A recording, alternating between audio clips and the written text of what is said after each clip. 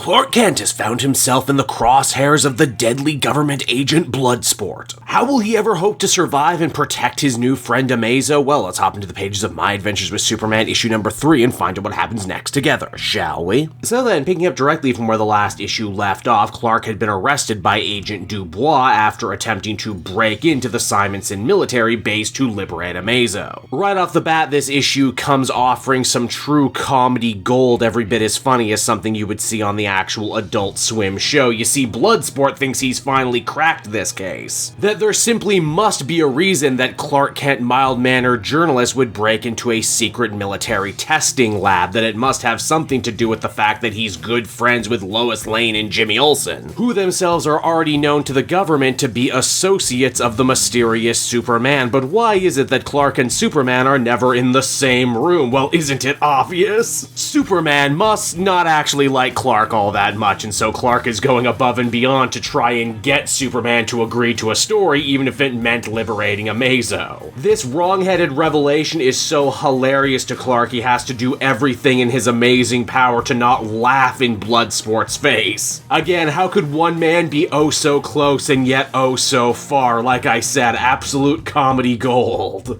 Now back over with Lois and Jimmy, they're still continuing to shelter poor Amazo, who had been tortured by Bloodsport and Dr. Kilgrave in the last issue. Amazo is very much like a toddler seeing the world for the first time. He has hundreds of questions, and in fact, it's actually here in this issue he ends up officially taking the name Amazo after Jimmy keeps calling him the Amazo Tech Robot, because everyone should have a name, right? We also see that try though he might, Amazo can't quite control his abilities to absorb power, and mostly it manifests by him screwing with the heat everywhere he is. Also, because Bloodsport doesn't know that Clark and Superman are the same person, when he's not looking, Clark is literally able to just leave his cell by moving faster than the eye can see. Together, the good guys all agree that they'll need to hide Amazo somewhere safe, somewhere like, oh, I don't know, the old Cadmus facility? No one's there right now, and it was meant to hold amazing experiments like Amazo, so it should do just fine. What could possibly go wrong, right? Well, what could go wrong is we're still only a couple days before Christmas, and as was mentioned a few issues back, Jimmy had actually spent some of his amazing new fortune to pay to have Ma and Pa Kent visit, meaning they show up at Jimmy and Clark's apartment right here, right now, while they're trying to hide a robot from the government, E.T. style. By the way, Martha and Jonathan have a great back and forth with the robot. They're not weirded out by this at all. In fact, they think it's kinda cool that their son was willing to stick it to the military-industrial complex, and they both keep calling him Mr. Amazo. Now back with Superman, Bloodsport eventually ends up cutting Clark loose, not because he thinks he's innocent, but in classic spy fashion, he hopes to follow him and see where he goes next. This means that Clark can't actually regroup with his friends and family, less outing them to the government agent, so instead he decides to go back to the planet and pretend to work on a story. In fact, there's an absolutely hilarious 100% meme-worthy panel wherein Bloodsport gets so bored watching Clark at his desk, he says,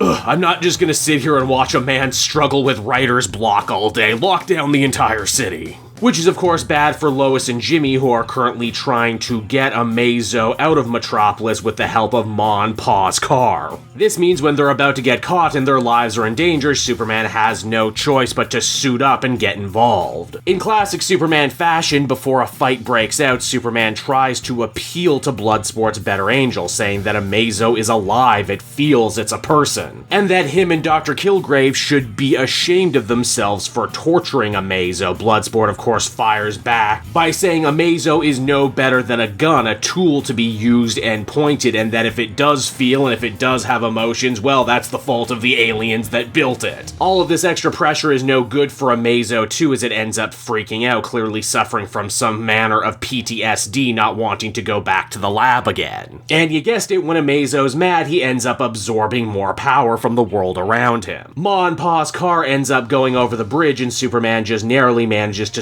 swoop on in and save them all. In fact, by the time Bloodsport checks the car, the good guys are already long gone in Metropolis National Forest, trekking their way ever closer to the old Cadmus building. Naturally, they all think the worst part is over and that they're home scot-free. The only problem is that Amanda Waller, who's been dogging them since this series began, is already waiting for Superman and his friends at the Cadmus building, figuring that there's a good chance the vermin would probably run to one of their old holes again. And that if Waller was able to accomplish the mission that Bloodsport couldn't, she would end up looking really good in front of their mutual masters at checkmate. And so that was My Adventures with Superman issue number 3, everybody, and once again I think Josie Campbell manages to deliver one hell of a little tie-in story here. It's fun, exciting, it's funny as all hell. But more importantly, it feels like an actual important and organic continuation of the show that it spun off from. I gotta say, I read a lot of tie-in comics to a lot of different TV shows and animated series, and I usually end up losing interest in them at a point. Here, though, they've managed to capture lightning in a bottle, found that secret sauce. I'm actually invested to see where the story is going from here, and I can't wait to see how it all shakes out in the second half. Overall, I think I'd feel comfortable giving this one another very positive 8 out of 10. If you love My Adventures with Superman and you're dying for something to hold you over until season 3 finally drops, then man, let me tell you, you better be reading this.